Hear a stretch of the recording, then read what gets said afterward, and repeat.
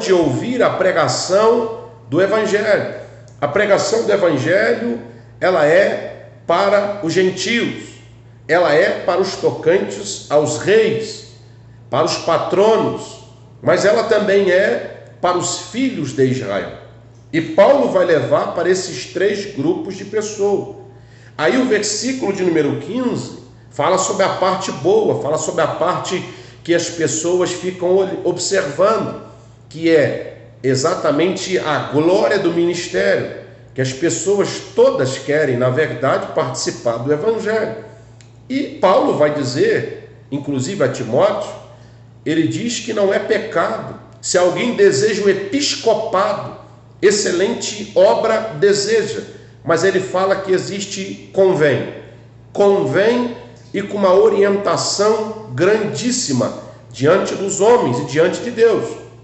E a Bíblia revela que a glória do ministério, ela traz consigo um peso de responsabilidade aos chamados, vocacionados e aqueles que estão me ouvindo nesta hora, que tem uma mensagem bíblica, que é um pregoeiro, né? É um mensageiro, é alguém que leva a palavra aos quatro cantos, que vai, que vem, que anda pela terra evangelizando, que é itinerante, que é um evangelista, que é um obreiro do Senhor. A Bíblia mostra o versículo 15, e o versículo 15 fala sobre os três alpendres do ministro, os três grupos distintos que vão te ouvir. Mas o versículo de número 16 informa o quanto você vai padecer para que os outros te escutem.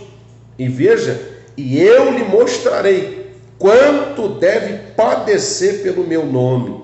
Então Jesus, ele não esconde que mesmo você sendo chamado, sendo servo, o servo padece, e o servo padece muito, e vale a pena padecer pelo Evangelho. Esse Evangelho que estão pregando, a qual não há perseguição, não há luta, não há tristeza, o Evangelho do positivismo, doutrina criada pelo ateísta, pelo filósofo francês Comte. Essa doutrina não é bíblica. Efésios vai mostrar no capítulo 6 que existe uma guerra. Filipenses, o apóstolo Paulo diz que existe também uma guerra.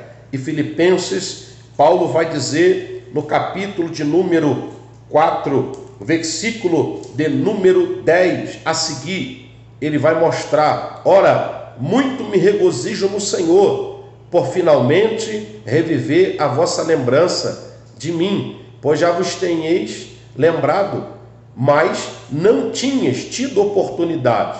Não digo isto como por necessidade, porque já aprendi a contentar-me com o que tenho. Segundo, sei estar abatido e sei também ter abundância. Você vê que Paulo, ele vai aos dois extremos: abatido por vários motivos, mas também a Bíblia diz que ele pode ter abundância. Olha agora, e com todas as coisas, em todas as maneiras, Paulo está mostrando que ele pode ter abundância, mas ele também pode ficar abatido pelas necessidades.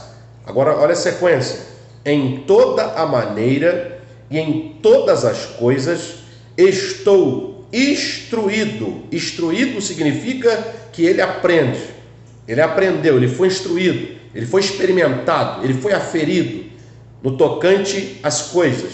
Veja, tanto a ter fartura, ele pode ter fartura, ele pode estar superabundante em muitas coisas, veja, fartura, como também a ter fome. Ele está pronto para ter fartura, está pronto para padecer necessidade, ter fome, tanto a ter abundância como a padecer necessidade. Aí ele chega no versículo 13, que é o mais conhecido, mais citado, que muitas pessoas esquecem do contexto do texto, que é o que vem antes, o que vai depois. E aí ele está mostrando: posso todas as coisas naquele que me fortalece. Geralmente quando as pessoas escutam posso todas as coisas naquele que me fortalece, fala-se sobre ter coisas boas, fala sobre um paralelo de coisas boas, de coisas que traz o afago para as nossas almas, que traz uma alegria, que traz sucesso, né? Mas o que Paulo fala aqui, posso todas as coisas naquele que me fortalece, ele vai englobar todas as situações extremas, as situações de lutas, as situações que ele ficaria triste, né? Quando você pega aos Coríntios, no capítulo 12, olha o que Paulo vai dizer, prosseguindo para mim encerrar. Paulo vai dizer sobre as lutas que ele passou, né? Paulo fala sobre muitas coisas que ele passou e que isso não impede que ele ficasse frustrado a ponto de perder a visão espiritual que ele tinha.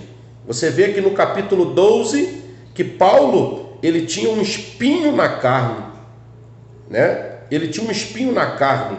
No tocante à vida espiritual, ele foi levado a ter visões celestiais, a qual ele mesmo vai dizer que não era lícito me gloriar. Mas ele chega no versículo de número 4, ele vai dizer, foi arrebatado ao paraíso. Olha o nível. Ele foi arrebatado ao paraíso. Ouviu palavras inefáveis, de que ao homem não é lícito falar. Veja a profundidade, veja a altura, a dimensão.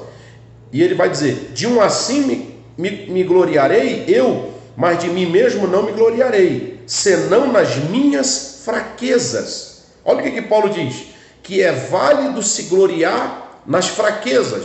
O mundo que nós vivemos hoje, o evangelho é se gloriar nas coisas grandes, nas coisas que mais estarão vislumbradas pelos homens, o sucesso do ministério, a glória do ministério, aquilo que as pessoas possuem, um carrão do ano, não é isso? Uma excelente casa para poder falar da prosperidade e poder falar de outras coisas a mais, por onde anda viajando, as viagens excelentes, né? As ofertas boas que entram no bolso e coisas parecidas. Esse tipo de coisa, Paulo vai dizer que isso daí deveria ficar no oculto. Aí Paulo vai dizer que deve se gloriar de quê? Das fraquezas. Olha o nível, irmão.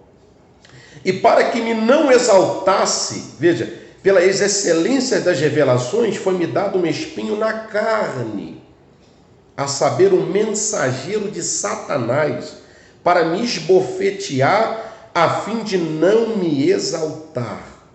Isso aqui é outro nível de ministério. Isso aqui é outro nível de intelectualidade, é outro nível do departamento aqui, ó, da consciência, para a glorificação do Senhor. Você vê que Paulo aceita, e Paulo, em vez de receber de lambuja alguma coisa muito boa, ele recebe o quê? Um mensageiro de Satanás para o esbofetear.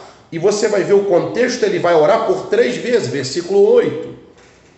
Acerca, veja, do qual 3 vezes orei ao Senhor, para que se desviasse de mim. Olha o versículo 9, disse-me, a minha graça te basta, porque o meu poder se aperfeiçoa na sua fraqueza. Olha, o meu poder se aperfeiçoa na fraqueza. De boa vontade, pois, me gloriarei nas minhas fraquezas, para que em mim habite o poder de Cristo. Então entenda uma coisa, quando Paulo está falando sobre a chamada, quando Paulo está falando sobre o ministério, quando Paulo está falando sobre a vocação, Paulo não deixa de revelar também a outra parte do ministério. Ainda se você pegar 2 Coríntios capítulo 11, você vai ver dos naufrágios, das vezes que Paulo ficou à deriva, das vezes que Paulo ficou solitário. Aí ele vai dizer, fui eu que mais orei, fui eu que mais jejuei, fui eu que mais fiz jejum, eu que mais orei em línguas estranhas. Por quê? Por causa do tamanho da responsabilidade do ministério e da grandiosa perseguição que ele tinha perante os outros apóstolos, perante a igreja do Senhor e perante a chamada debaixo da orientação de Cristo. Então você que é chamado por Deus, você vai passar por um momento de privação. Não acredite nesse evangelho que ficam dizendo que é só vislumbrar, que é só coisa boa, graças a Deus, só coisas, né, que vão trazer um afago para a minha alma. É por isso que as pessoas estão se afastando do evangelho, porque estão sendo enganadas. Se você entra para servir a Cristo, você deve entender que você deve padecer pela causa, você vai padecer pelo evangelho. Mas no tocante a isso, não é também para você desviar, não é para você se afastar, é para você ponderar, é para você crescer, é para você entender que o ministério é mais de doar. Malaquias capítulo 3, versículo 1, o peso da palavra. A palavra tem um peso. O ministério tem um peso. Tiago vai dizer no capítulo 3, versículo 1, não é bom que muito de vós sejais mestres, sabendo que nós receberemos maior juízo. O apóstolo Pedro vai dizer que o juízo começa pela casa do Senhor, pela casa do Senhor. Então entenda uma coisa, o ministério tem uma responsabilidade, mas você deve continuar exercendo o ministério com responsabilidade, porque muitos dirão naquele dia, Mateus capítulo 7, Senhor, Senhor, não curamos em teu nome? Não expulsamos demônios em teu nome? Não fizemos sinais e maravilhas? Aí Jesus vai dizer assim, apartai-vos de mim, vós que praticais iniquidade. A palavra iniquidade é o apego pelo pecado. Aqueles que praticam o pecado e não abandonam o pecado. Eles amam o que estão fazendo. Aí Jesus vai dizer para eles, apartai-vos de mim, vós que praticais, presente contínuo, iniquidade. Eu nunca vos conheci. Falava no nome de Jesus, falava pelo nome, curava, fazia muitos sinais, porém nunca conheceu o Senhor. Essa é uma palavra hoje de responsabilidade para você que está me ouvindo e para os ouvintes. Precisam entender que toda a palavra de Deus, ela traz instrução, inclusive para nós outros que somos pastores, para os mestres, para os doutores, para os apóstolos, para o presbitério, para o diaconato. Todos que são chamados missionários devem ser orientados e orientar pela palavra da salvação. Essa é uma palavra fiel e essa palavra ela é libertadora. Então que essa palavra esteja no teu coração e que você possa viver o melhor. Paulo viveu coisas extraordinárias. Deus também quer que você viva. Vamos ouvir uma canção e a gente vai chegando aí na reta final do nosso programa. E hoje é uma palavra de orientação.